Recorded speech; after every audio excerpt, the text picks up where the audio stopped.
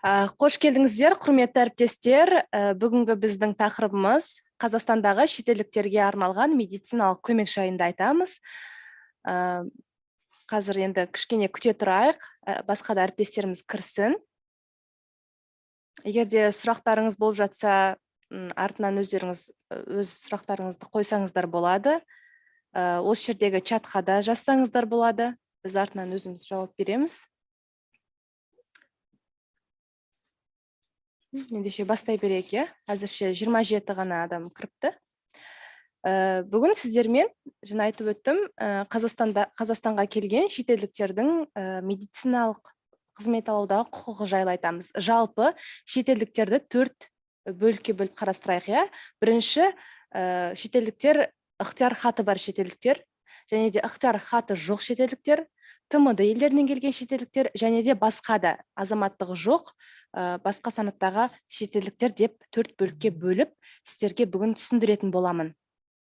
Жалпы халық денсаулығы және денсаулық сақтау жүйесі туралы кодексте жазылған, мен 83-ші баптан бастайын, қандастардың, шетелдіктердің, азаматтығы жоқ адамдардың және өзге де адамдардың құқықтары мен міндеттеріне тоқталайын. Бірінші, қандастардың, босқындардың, сондай-ақ Қазақстан Республикасының аумағында тұрақты тұратын шетелдіктер мен азаматтығы жоқ адамдардың тегін медициналық көмектің кепілдендірілген көлемін жаңағы Қазақстан Республикасының азаматтарымен бірдей тең дәрежеде алуға құқылы.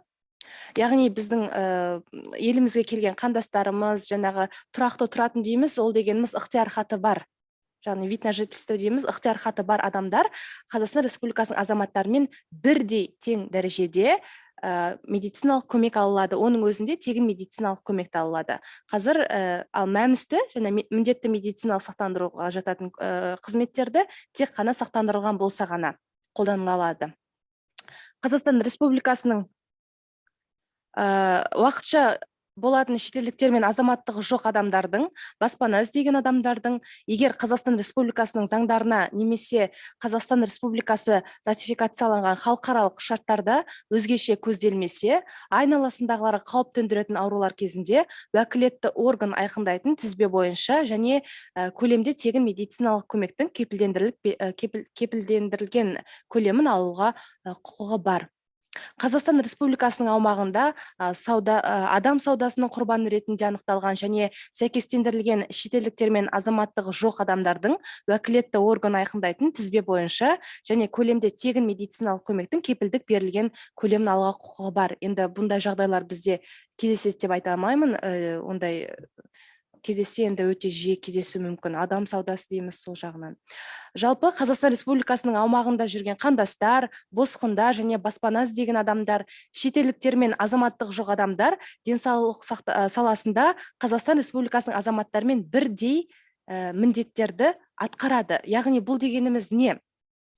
Жаңағы жоғарыда атап өткен адамдардың санаттары біздің Қазақстан Республикасының азаматтығы бар адамдармен бірдей тең дәрежеде міндеттер атқару тиіс. Яғни сіз поликлиникаға тіркеле аласыз, емханаға, егер де белгілі бір ауруыңыз бар болса, сіз сол ауруыңызға байланысты сіз күнделікті уақытылы қаралуыңыз керек. Скрининг болса, скринингтен міндетті түрде өтуіңіз тиіс. Осы жаңа қандастар дейміз, тұрақты тұратын азаматтар бірдей тең дәрежелі Қазақстан азаматтарымен бірдей міндеттерді атқару тиіс. Түсінікті болса, сіздерге түсінбей жатсаңыздар, сұрасаңыздар да болады. Бұның барлығы халық денсаулығы және денсаулық сақтау жүйесі туралы кодексте жазылған. Яғни қандастардың, шетелдіктердің, азаматтығы жоқ адамдардың және де өзге де адамдардың құқықтары мен міндеттері. Енді біз жаңа тегін медициналық көмектің кепілдендірілген көлемін алады деп айттық. Енді екінші бапта осы заңның қолдану аясын түсіндіріп өтейін.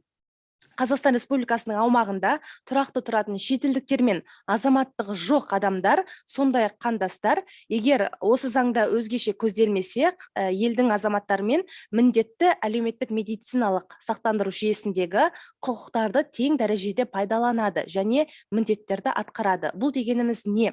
Жаңағы қандастар, уақытылы тұрақты тұратын шетел азаматтары, азаматтығы жоқ, яғни ықтияр хаты бар азаматтар, осы азаматтар Қазақстан Республикасының заңына сәйкес міндетті және мәмске жататын медициналық қызметтерді ала алады. Тек қана сақтандырылу арқылы, әрине. Егер заңдарда немесе халықаралық шарттарда өзгеше көзделмесе, еліміздің аумағында уақытша болатын шетелдіктер мен олардың отбасы мүшелері міндетті әлеуметтік медициналық сақтандыру жүйесінде құқықтарды жаңағы еліміздің ратификацияланған халықаралық шарттың талаптарына сәйкес Қазақстан Республикасының азаматтарымен тең дәрежеде пайдаланады және де міндеттерді атқарады. Шетелдіктердің бірге тұратын жұбайы, яғни зайыбы және олардың отбасы мүшелері осы мәмске жататын жаңағы медициналық көмектерге қол жеткізе алады. Бұл да осы заңның осы жаңағы мына жерде QR код әрбір слайдтың сол жағында QR код белгіленген. Осы QR кодты түсіру арқылы сіз бірден жаңағы заңға өте аласыздар. Енді осы слайдымыз түсінікті болса, келесіне өтейік, иә. Жалпы түсінік тағы бір түсіндіріп айтайын, жаңағы қандастар, ықтияр хаты бар азаматтар, осылар тегін медициналық көмекті де және мәмске жататын көмекті ала алады. Тегін медициналық көмекті барлығы, яғни жаңағы барлық азаматтар сақтандырылмаған азаматтарды ала алады, ал мәмске жататын көлемді тек қана сақтандырылған болса ғана. Бұл біздің жаңағы ықтияр хаты бар азаматтарды айтамыз, яғни тұрақты тұратын. Келесі слайдымыз біздің көп сұрақтар, осы сұраққа байланысты көптеген сұрақтар бізге келеді. Тұрақты немесе уақытша тұратын шетелдіктерді қалай ажыратуға болады? Яғни тұрақты дегеніміз ықтияр хаты бар. Мына жерде белгіленген, сіздерге көрсетілген жаңағы қызғылт түс дейміз ғой, сол осындай документі бар, құжаты бар адамдар, яғни ықтияр хаты бар азаматтар, бұлар тұрақты тұратын азаматтар, иә. Яғни тұрақты тұруға рұқсат берілген бұл кісілерге. Тұрақты тұруға рұқсат Қазақстан Республикасының заңнамасында белгіленген талаптар сақталған кезде көшіп келушілерге ішкі істер органдары береді бұларға. Және оларға Қазақстан аумағында тұрақты тұруға құқық беретін құжат. Ал келесі, бұл уақытша келгендер азаматтары, міне алдарыңызда төл құжаттың сұлбасы көрсетілген, көгілдір түсті. Бұл кісілер Қазақстан Республикасының уақытша болу, Қазақстан Республикасына уақытша тұруға тіркелу арқылы расталады. Уақытша тұруға рұқсат Қазақстан Республикасының заңнамасында белгіленген талаптарды сақтай отырып, көшіп келушілерге ішкі істер органдары беретін, олардың мақсатына қарай Қазақстан Республикасының аумағында белгілі бір мерзімге тұру құқығын беретін құжат. Яғни шетелдік бір айға келді ме, бір жылға келді ме, оның мерзімі болады міндетті түрде, уақытша келген азаматтың. Бұл да Қазақстан Республикасының ішкі істер министрінің 992 бұйрығында жазылған, яғни шетелдіктерге және азаматтығы жоқ адамдарға Қазақстан Республикасында уақытша және тұрақты тұруға рұқсат беру қағидаларын бекіту туралы. Құқықты міне мына жерде QR кодымызда белгіленген, өздеріңіз артынан, вебинардың артынан сіздерге береміз жаңағы слайдымызды, сол жерден өздеріңіз білмейтін жерлеріңізді қайта көріп, жаңағы заңды ашып қарасаңыздар болады. Түсінікті болса, яғни біз тұрақты және уақытша тұратын шетелдіктерді айттық, иә. Келесі слайдымызға өтейік. Не үшін емханаға тіркелу қажет? Яғни шетелдіктер не үшін тіркелу міндетті?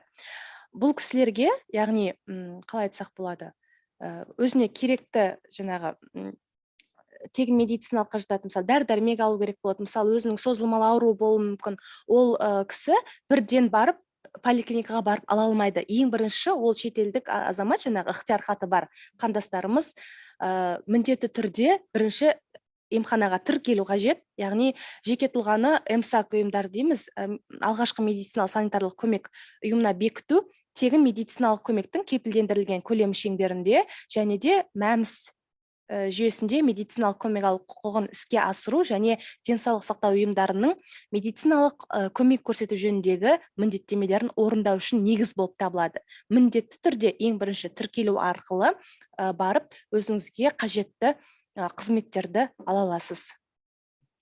Бұл да халық денсаулығы және денсаулық сақтау жүйесі туралы кодексте жазылған. Өздеріңіз артынан оқысаңыздар болады. Ендеше түсінсеңіздер, келесі слайдқа өтейік. Қандай шетелдіктер емханаға тіркеле алады? Кімдер тіркеле алады? Және де қолдану әдістері қандай? Тоқталып өтейін. Ең бірінші, біз ықтияр хаты бар, яғни тұрақты тұруға рұқсаты бар шетелдіктер, немесе рұқсаты жоқ, яғни ықтияр хаты жоқ шетелдіктер деп екіге бөліп қарастырайық. Ең бірінші, ықтияр хаты бар, яғни жаңағы көгілдір розовый түсті документі бар адамдар қалай тіркеле алады емханаға? Ең бірінші, ол кісілер емханаға egov.kz электрондық үкімет порталы арқылы тіркеле алады. Яғни біз Қазақстан азаматы ретінде, мен де мысалы тіркелсем, egov арқылы тіркелем, ол кісілерді бізбен бірдей тең дәрежеде емханаға тіркеле алады. Оларға қандай құжаттар керек? Ең бірінші, қандас болса, қандастың куәлігі, босқынның куәлігі, немесе жаңағы азаматтық жоқ адамның куәлігі керек болады. Бұл кісілер қандай медициналық көмек ала алады? Ең бірінші, тегін медициналық көмектің кепілдендірілген көлеміне жататын барлық толық көлемді алады. Ал мәміске жататын жаңағы қызметтерді толық көлемде алады, егер де сақтандырылған болса, міндетті түрде сақтандырылуы тиіс бұл азамат.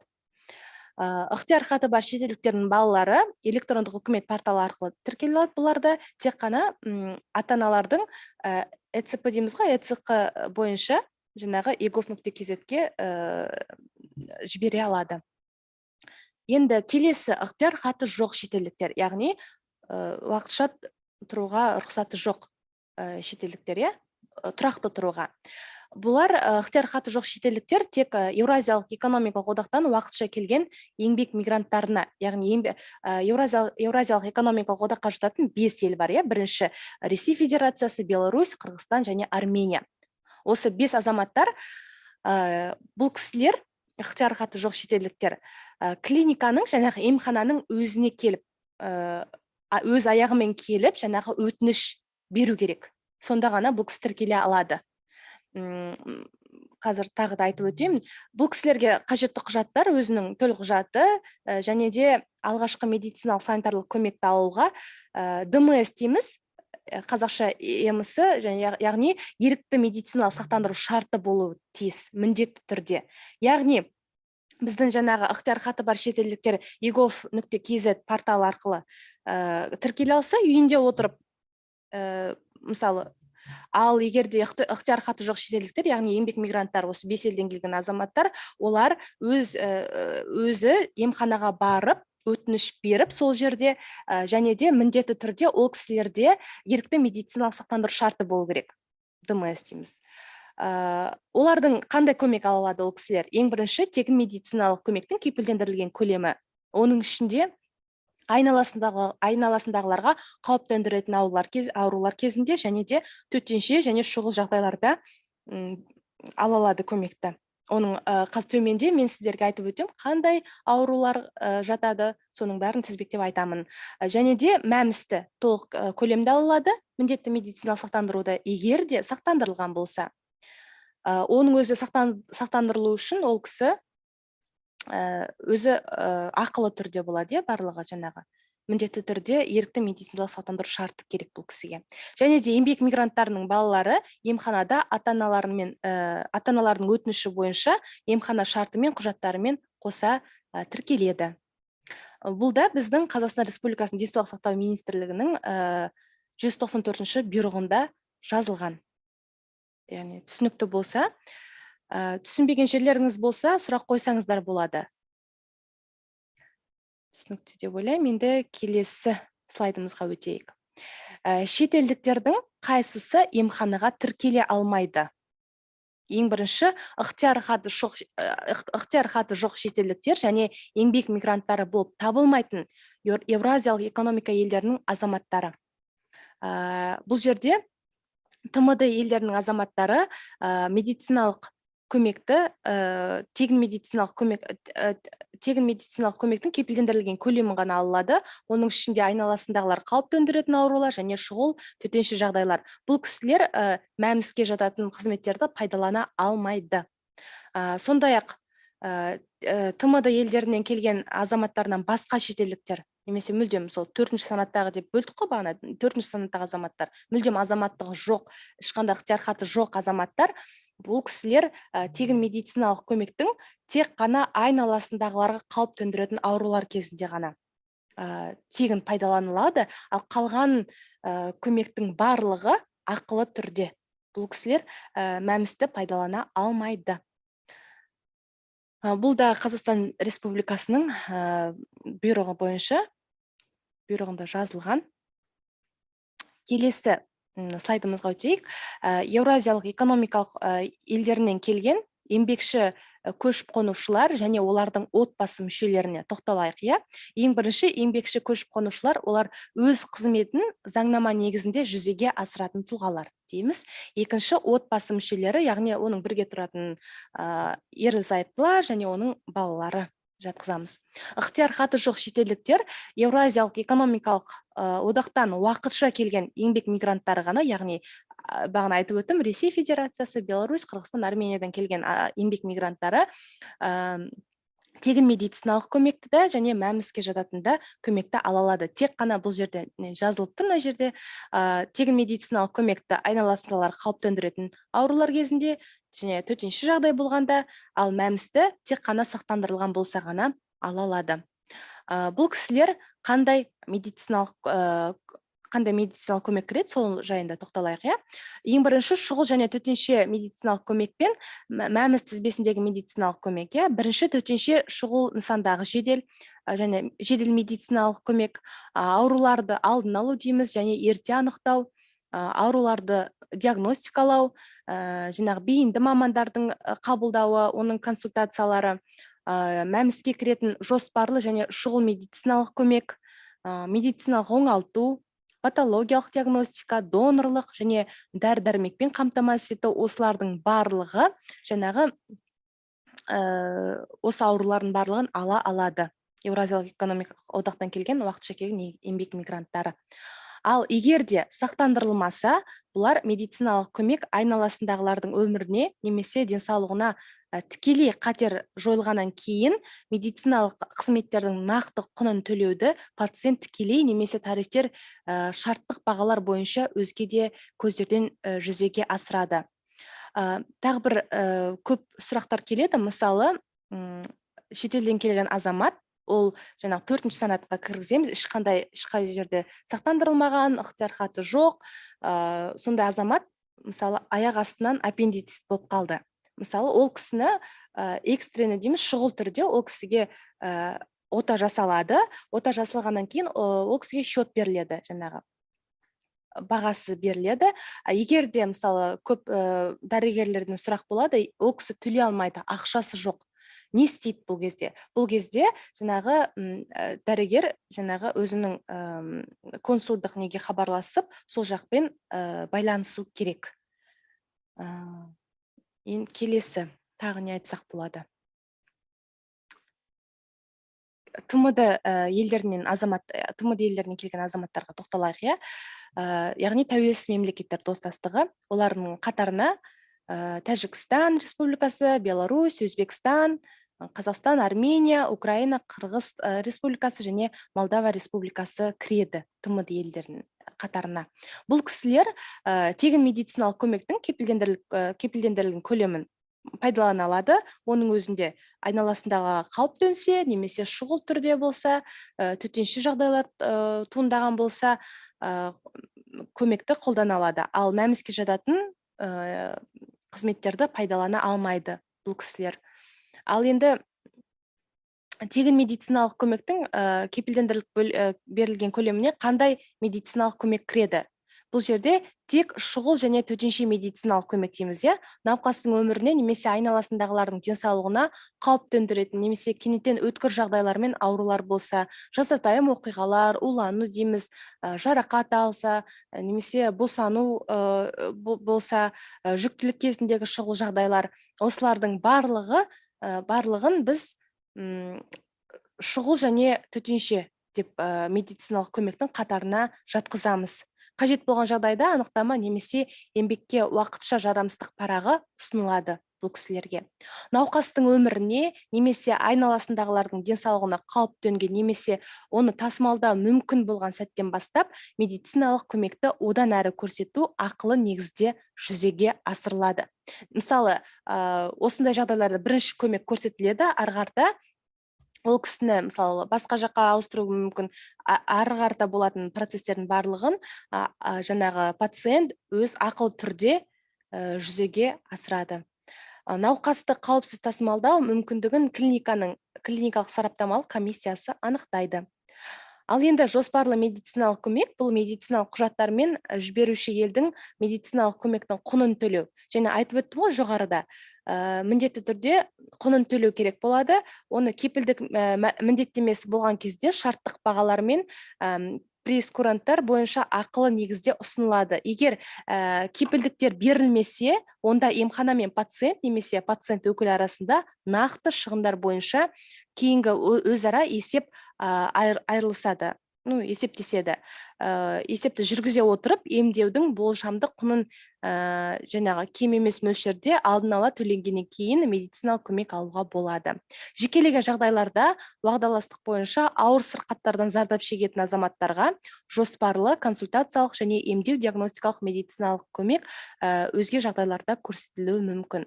Бұл да біздің Қазақстан Республикасының 320-шы қаулысында жазылған. Тағы да айтып өтейін, мына сол жағымызда біздің QR-код бар. QR-кодты жаңағы соткаңызға түсіріп арқылы сол заңға кіріп, өзіңіз түсінбеген жерлер болса, қайтадан өзіңіз оқып алсаңыз болады. Яғни біз сіздермен ТМД-ға қатысушы мемлекеттердің медициналық көмек алуын айттық, иә? Егер түсінікті болса, келесіне біздің соңғы слайдымыз. Яғни айналасындағылар қауіп төндіретін аурулар, жаңа айтып өттік қой, тегін медициналық көмекті ғана алады. Оның ішінде айналасындағылар қауіп төндіретін. Енді соларға жеке тоқталайық. Қандай аурулар көрсетіледі? Оның өзі барлығы жаңағы бұйрықта жазылған, тізбесі бар. Қандай аурулар барлығы жазылған. Енді кімдер ала алады? Қазақстан Республикасында уақытша болатын шетелдіктер мен азаматтығы жоқ адамдар, яғни паназ деген адамдар. Бұларға медициналық көмек диагноз қойылған кезде консультациялық қабылдау, зертханалық диагностика, ультрадыбыстық және рентгендік диагностика секілді көмек көрсетіледі. Яғни айналасындағылар қауіп төндіретін ауруларға қандай аурулар жатады, соған тоқталайық. Мына жерде барлығы заңнан біз алып, сіздерге түсінікті болсын деп жаздық міне. Қандай аурулар? Қызылша, қызамық дейміз, көкжетел, жаңағы туберкулез, осыларының барлығы айналасындағылар қауіп төндіретін. Яғни бұл дегеніміз енді, мысалы, бізге елге келген азамат ауырып қалса осындай аурулармен, яғни біздің де еліміздің азаматтарын қорғау ретінде айналасындағыларға қаупін таратпауға соған байланысты осындай аурулардың тізбесін сіздерге көрсеттік. Яғни айналасында қауіп төндіретін ауруларды. Біздің бұл соңғы слайдымыз сіздерге түсінікті болды деп ойлаймын. Біз тағы да ең бірінші бүгін біз сіздерге шетел азаматтарының медициналық көмек алуда құқық жайлы айттық. Яғни 4 бөлімге бөліп қарастырдық. Бірінші, мысалы, ықтияр хаты бар азаматтар, ықтияр хаты жоқ азаматтар, уақытша келген азаматтар және де өзге де санаттағы азаматтарға тоқталдық. Егер сұрақтарыңыз түсінбей қалған жағдайларыңыз болса, қойсаңыздар болады.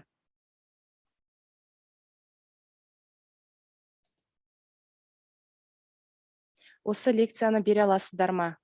Әрине береміз. Кешігіп қалсаңыздар. кейін кіргенде әріптестеріміз бар, олардың барлығына.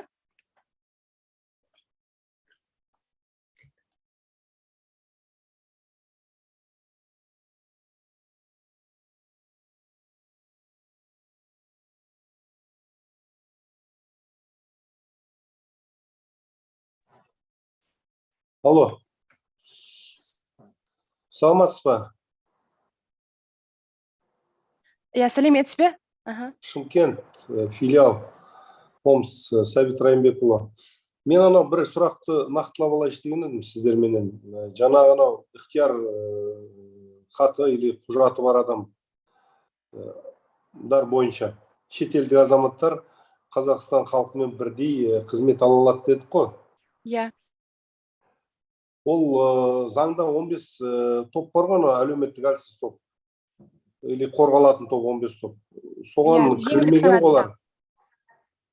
Кірмеген. Сондықтан біз оларға былай осы күнге дейін былтырдан бастап шетелдік азаматтар қызмет көрсету бойынша брифингте айтқан болатынбыз.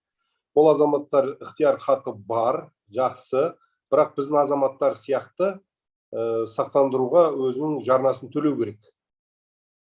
Сол кезде ол біздің азаматтармен теңдей қызмет алады деп айтқан еді. Иә, дұрыс. Енді соның балаларына не істейміз деген. Балаларыңызына да мемлекеттің деңгейінде, мысалы мемлекет бізде әр балаға соңғы 2 жылдық орташа жалақының қазіргі таңда 1,7% төлейді. Сондай төлейсіңдер.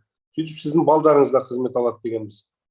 Өйткені олар өздері жаңағыдай ықтияр хат алып взнос жасаған соң балдарын тегін тіркеп, мында бізде Шымкентте қырғыздар көп ана базарда. Алодан миллиондаған теңгенің тегін дәрі-дәрмектерін алып жатыр. Бірде-бір баларына взнос жоқ. Соны айтқанбыз, біз балдарыңызға да взнос жасайсыңдар. Өйткені біздің балдарымызға мемлекет төлейді. Сіздің балаңызға сіз өзіңізге төледіңіз, балаңызға кім төлейді деп сұрақ қойғанбыз оларға. Сонымен олар үндемей қалған. Содан бізге де сұрақ қойған жоқ ары қарай. Осы мәселе сәл түсініксіздеу бізде. Балалары, мысалы, ықтияр хат алып алады. Ата-анасы өз шетелде тұрады, Россияда. Атасы мен әжесінде ықтияр хат бар, и балалар осында. Москваның бірнеше азаматтары бар бізде, көп жылдан бері осында оқиды. Жазында каникулда өздеріне кетеді еліне. Бірақ бабушкаларымен тұрады да бізден талап етеді тегін қызметтерді. Осы мәселені білешті. Рахмет. Балалар дегенде 18 жастан асқан балалар ғой. Жоқ, 18-ге толмаған. Именно 18-ге толмаған. Өйткені біздің 18-ге толмаған балаларымызға мемлекет төлейді.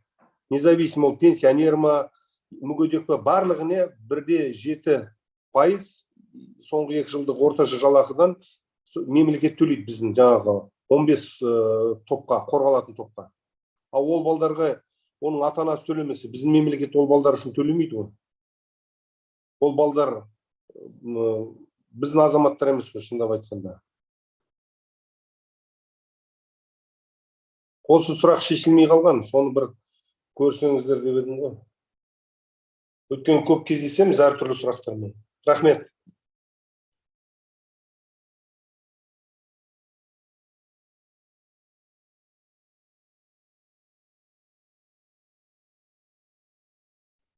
Сұрағыңызды түсіндім. Егер де ол баланың жаңағы тұруға ықтияр хаты бар болса, оған біз ештеңе істей алмаймыз. Ол кісілер бізбен бірдей дәрежеде. Жоқ, қалай біз ештеңе істей алмаймыз? Оған мемлекет төлемейді. Ол балаға ықтияр хаты бар, бірақ оған мемлекет төлемейді ғой. Сақтандыру, мысалы, біздің балаларға сақтандыру, мүгедектерге де балаларға да 18 жасқа дейін барлығына мемлекет төлейді. Бұларға мемлекет төлемейді. Неге бұл өзі төлемеске? Заңда ол четко жазылып тұр. Ол оған заңға кірмегеннен кейін олар төлеу керек. Заңда жоқ қой. Сұрақ бізге емес. Біз осыны анықтауымыз керек. Потому что сіздер осыны нақтылауға сұрап жатыр мен сіздерден. Потому что ол балалар аз емес. Мен оны не үшін айтып отырмын? Бұл мен біраз жерде істедім облыстарда. Мысалы, Батыс Қазақстан облысында 6000 вид на жительство азаматтар бар. Жаңағыдай біз сияқты азаматтардың бәрі Ресейде жұмыс жасайды, ата-аналары, пенсионерлер Оралда тұрады, вид на жительствосы бар. Балалары 6000 адамның есептесеңші, ол қаншама қаржы кетеді оған. Тегін дәрі-дәрмектер. Ол үшін или мемлекет взнос жасау керек. Біз ол шығындарды орнын келтіруіміз керек қой. Бұл қаржылық мәселе. Ол біздің мәселем емес. Ол именно қаржылық мәселе біздіңкі. А заң жүзінде оны келтіру, енді мен білмеймін оны. Заң жүзінде. Но бірақ именно осы мәселені 18 жасқа дейінгі балалар, олардың мүгедектері бар, басқасы бар, бәрін шешуіміз керек деген ұсыныс бұл. Жақсы. Бұны алу керек, жұмысқа алу керек деп ойлаймын. Рахмет. Жақсы, рахмет ұсынысыңызға, ойыңызға. Тағы сұрақтар? Саламатсыздар ма? Сұрақ қойсам бола ма? Шымкент, Салтанат. Бізде присвоение временного статуса именно ықтияр хаты бар, жұмыс істемейтін жүкті әйелдерге жеңілдетілген санатпен уақытша мәртебе беруге болады ма, болмайды ма? Сол жаңағы біздің директор айтып өткендей, Сәбит Райымбекұлы. Дұрыс, соған ұқсас сұрақ қой енді, опять же. Жаңа айтып өткенде ғой, егер де бұл кісінің тұруға ықтияр хаты бар болса, болды, бұл кісінің уже заңды түрде құжаты бар. Бұл кісі бізбен тең дәрежеде көмек ала алады. Ол құжат дәлелдеп тұр. 15 жеңілдетілген санатта не работающие беременные женщины деп көрсеткен, да? Но с видом на жительство деп көрсетілмеген. То есть такой спорный вопрос. То есть в любом случае... Анықтау керек, оның ықтияр хаты бар ма жоқ? Жоқ, ықтияр хаты бар ғой.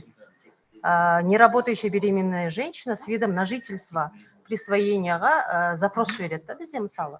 Ол кісілерге біз беруге міндеттіміз ба или жоқ па? Уақытша мәртебе. Временный статус. Да, временный статус. Бересіз, беруге міндеттісіз. Конкретно бізбен тең дәрежеде. Кешіріңіз, сіз тағы да Салтанат, тоқта енді. Кіріңіздер. Сіз тағы да бұған назар бермеусіздер. Бөрді шығынды есептейтін кім болады? Ол кісіге, да, біз заңды дұрыс түсінуіміз керек. Заңда әдемі жазылған. Мысалы, жаңа шетелдік азамат, ықтияр хаты, ол жүкті болсын, басқа болсын, барлығы біздің азаматтарға теңестірілді. Біз оған келісеміз. Но бірақ олар үшін жарна төлену керек қой. Мемлекет төлеу керек жарнаны, или біреу төлеу керек.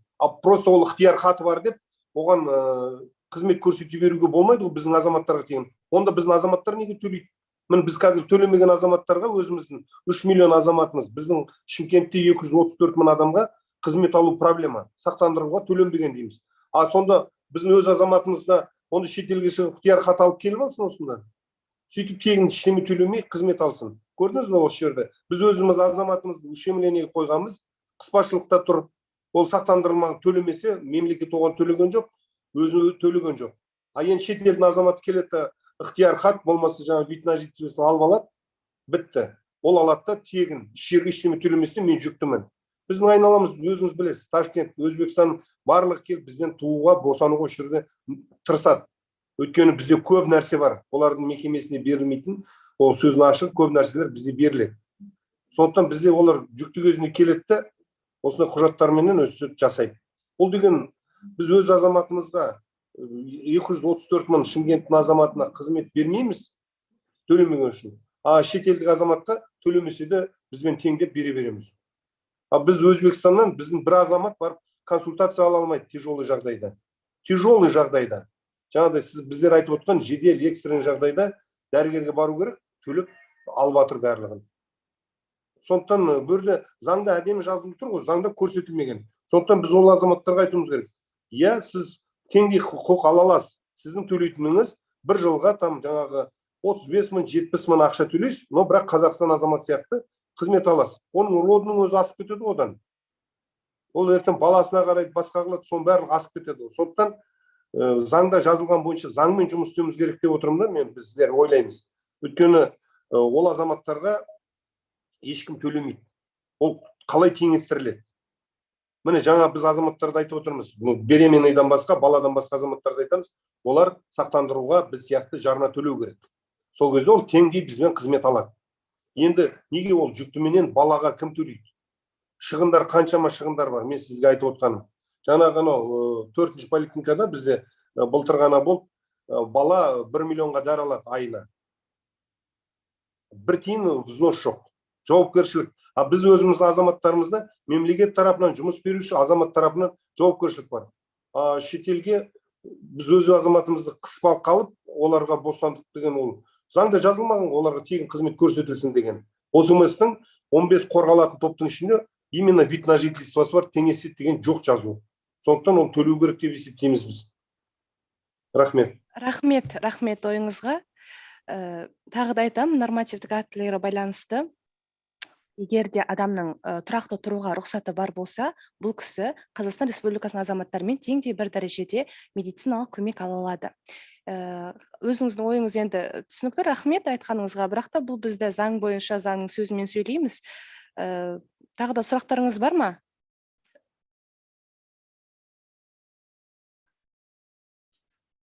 Егер де сұрақтарыңыз соңынан туындап жатса, пациенттерден келіп жатса, шетелдіктерге байланысты сұрақтарыңыз бізге жолдасаңыздар болады. Біздің Telegram каналымыз бар.